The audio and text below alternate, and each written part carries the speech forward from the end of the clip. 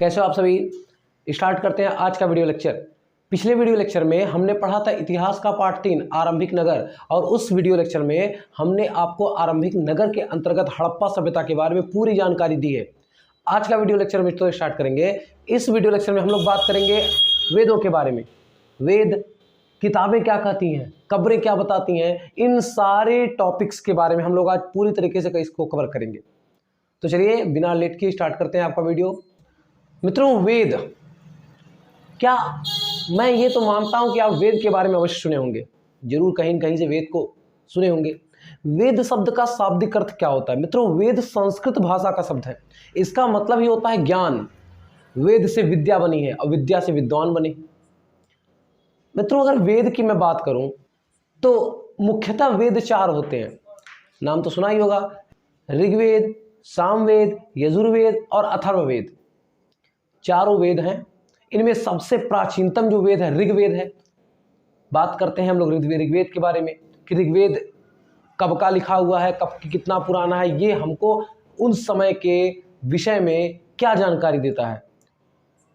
आप ये बताइए पहले कि क्या एक वेद जो है हमें लिखित चीज़ें जो होती हैं वो पुरानी चीज़ों के बारे में बताती हैं? उस समय जो लिखा गया होगा वो सारी कहानी एक अगर कहीं कहीं संग्रहित होती हैं तो वो कहानी पढ़ने के बाद हमें कुछ न कुछ अनुमान जरूर लगता है कि उस समय के लोग कैसे रह रहे होंगे, क्या खाते पीते होंगे, क्या पहनते होंगे। वही सब, उसी सब का निचोड़ जो है आज हम ऋग्वेद, इन वेदों के ज्ञान से प्राप्त करते हैं। स्टार्ट करते हैं मित्रों ऋग्वेद के बारे में। मित्रों, ऋग्वेद की जो रचना बताई जाती है, जो लिखी गई है 3500 साल पहले लगभग ये ऋग्वेद लिखी गई है। इसमें मित्रों 10,462 मंत्र हैं और लगभग 1000 सूक्तियां हैं। अब सूक्तियों का मतलब क्या होता है मित्रों? सूक्तियों का मतलब होता है अच्छी तरीके से जो बोला जाने वाला, अच्छी तरीके से जो बोला गया उसे सूक्ति कहते हैं। मित्रों, इन मंत्रों में देवी देवताओं का वर्णन किया गया है। इन मंत्रों में देवी देवताओं की स्तुति की गई है, उनकी प्रशंसा के बारे में लिखा गया है, उनकी शक्तियों के बारे में बताया गया है। अगर बात करूं उस वेद के मेन जो लिखा गया है उसमें मुख्य जो देवता हैं वो 3 हैं। वेदों के अनुसार मुख्य देवता उस समय के 3 हैं। अग्नि देवता जो आग के देवता हैं, इंद्र देवता जो युद्ध के देवता हैं, और एक सोम। मित्रों, सोम एक पौधा है। सोम एक पौधा होता है जिससे खास पेय बनाया जाता है। मित्रों, सोम जो पौधा होता है इसकी ये लताएं होती हैं, सोम की लताएं होती हैं जिससे खास पेय बना, उसको निचोड़ कर बनाया जाता है। सोम मित्रों राजस्थान में पाया जाता है, इसके अलावा अफगानिस्तान में पाया जाता है, बहुत सारी जगहों पर, उड़ीसा में भी पाया जाता है। तो उससे खास पेय बनाया जाता था। इन वेदों में जो मंत्र हैं, उन मंत्रों की जो रचनाएं हैं वो आचार्यों ने किया, प्राचीन ऋषियों ने किया है, और उस मंत्रों को उस समय के विद्यार्थियों को पढ़ाया जाता था, सिखाया जाता था, उनको कंठस्थ करवाया जाता था। रचना जो है इन मंत्रों की महिलाएं भी कुछ की हैं, पुरुष भी किए हैं, लेकिन चूंकि इन वेदों को देख के मित्रों पता चलता है कि उस समय महिलाओं की सहभागिता है थोड़ी कम थी पुरुषों की अपेक्षा। पुरुष में ज़्यादा, क्योंकि पुरुषों द्वारा लिखे गए मंत्रों को ज़्यादा यहाँ पर देखने को मिलते हैं। अगर बात करें ऋग्वेद की भाषा की तो मित्रों ऋग्वेद जो लिखा गया है ये प्राक वैदिक भाषा, प्राक संस्कृत या वैदिक भाषा बताई गई है ऋग्वेद की भाषा। मैं थोड़ा सा चर्चा करूं भाषाओं के बारे में तो मित्रों जो संस्कृत भाषा है ये भारतीय भाषा का ही एक हिस्सा है। अगर इसके बाद भारत की कई भाषाएं जैसे असमिया, गुजराती हो गई, कश्मीरी, एशियाई भाषाएं जैसे फारसी, तथा यूरोप की जो भाषाएं हैं जैसे अंग्रेजी, फ्रांसीसी, जर्मन, यूनानी, इतालवी, ये मित्रों सभी भाषाएं इसी परिवार से जुड़ी हुई हैं, इसी परिवार से जुड़ी हैं।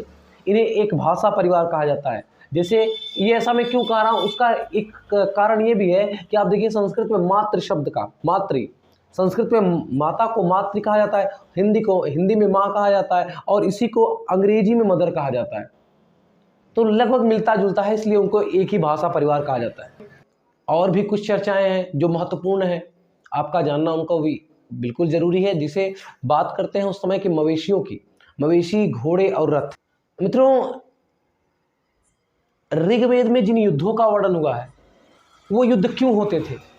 मित्रों, युद्ध क्यों होता, आज के समय की बात करिए आप, युद्ध क्यों होते हैं आज के समय में? अगर युद्ध होने का रीजन बहुत सारे हैं, जैसे जमीनी विवाद, इसके अलावा किसी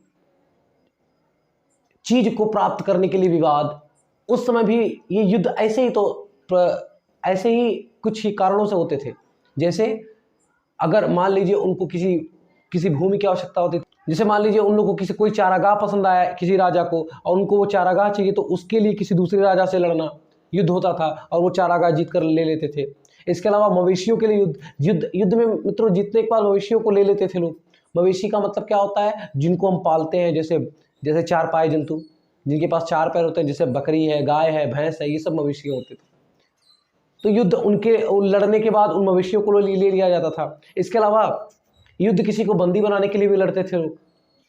अगर बात करें मवेशी, घोड़े और रथ, ये टॉपिक आपके एनसीईआरटी क्लास 6 में दिया है, इसकी बात करें तो मित्रों उस समय जो युद्ध होता था, वो युद्ध किनके लिए होता था? वो युद्ध जमीनी विवाद के लिए होता था, किसी को बंदी बनाने के लिए होता था, या फिर किसी दूसरे के प्रिय चीज को पाने के लिए युद्ध होता था। अगर मैं बात करूं कि ये युद्ध में बहुत सारी जैसे युद्ध होता है तो मित्रों हानि होती है, और उनसे जो प्राप्त चीज़ें होती, मवेशियों को ये लोग क्या करते थे? ले लेते थे। मवेशियाँ मतलब वही गाय, बैल, बकरी, भैंस, ये सब ले लेते थे, अपने राज्य में लेकर चले जाते थे। युद्ध से जो धन प्राप्त करते थे, उन धन को 2 हिस्सों में बांट देते थे। कुछ धन पुरोहित ले लेते थे। पुरोहित मित्रों क्या होता है? राजा का जो मुख्य ब्राह्मण होते थे, हर राजघराने का एक मुख्य ब्राह्मण होते थे, वो पुरोहित कहे जाते थे। उस युद्ध का कुछ धन उनको दे दिया जाता था, कुछ धन मित्रों जनता में बांट दिया जाता था। इसके अलावा कुछ जो धन बचता था उसको यज्ञ की आहुति के लिए काम, यज्ञ में लगा दिए जाते थे। मित्रों यज्ञ में लोग आहुति भी देते थे। आहुति किसके लिए देते थे? आहुति देवी देवताओं के लिए देते थे। ये आहुति किसी वस्तु की या किसी जानवर की भी होती थी। मित्रों लोगों की विशेषता बताने वाले शब्द, ये विशेषता बताने वाले शब्द, मित्रों इस शब्द पर जरा ध्यान करिए, केंद्रित कीजिए कि जो लोगों की विशेषता बताने वाले शब्द क्या है। किसी शब्द से हम लोगों की विशेषता को जानेंगे। मित्रों कहीं न कहीं वेद में भी हमारे बंटवारे का जिक्र है। इंसानियत का बंटवारा वेद भी करते हैं। अब देखिए कैसे समझते हैं इस चीज को। उनका उस समय के लोगों का वर्गीकरण किस आधार पर किया जाता था? काम के आधार पर किया जाता था, भाषा के आधार पर किया जाता था, परिवार या समुदाय के आधार पर किया जाता था, निवास स्थान के आधार पर या परंपरा के आधार पर भी किया जाता था बंटवारा। अब जैसे 2 शब्दों को मैं ले रहा हूं उस समय जो वेद में उल्लिखित हुए हैं, जैसे राजा और पुरोहित। मित्रों इनका काम के हिसाब से आप बंटवारा देखिए। जहां पुरोहित का काम होता था अनुष्ठान करवाना, यज्ञ करवाना, सलाह देना, मशवरा देना राजा को, वहीं राजा, मित्रों ये राजा वो नहीं होता था जिनके पास सेनाएं हो, जिनके पास घोड़े हाथी हो, जिनके पास अपना बहुत बड़ा दल बल हो, ये वो राजा नहीं होते थे। और नहीं इतना ही नहीं, इनके जो पुत्र होते थे ये जरूरी नहीं कि वो भी शासक ही बने। ये उस समय कोई ऐसी बंधन नहीं थी। मित्रों अगर थोड़ा सा बात करें उस समय के लोगों के बारे में, तो उस समय लोगों के लिए मित्रों 2 शब्दों का उपयोग किया जाता था। एक था जन, दूसरा था विश। विश शब्द से वैश्य शब्द निकला है, इसलिए हमें पुरुजन या विश, भरतजन या विश्वजन, यदुजन या विश जैसे कई उल्लेख मिलते हैं। उसी समय दूसरी जगह पर एक अलग तरह का विकास हो रहा था, उसकी जरा बात कर लेते हैं। मित्रों ये ऋग्वेद के जो मंत्र थे, उनकी जो रचना किए थे, जो उनको लिखे थे, वो खुद को आर्य कहते थे।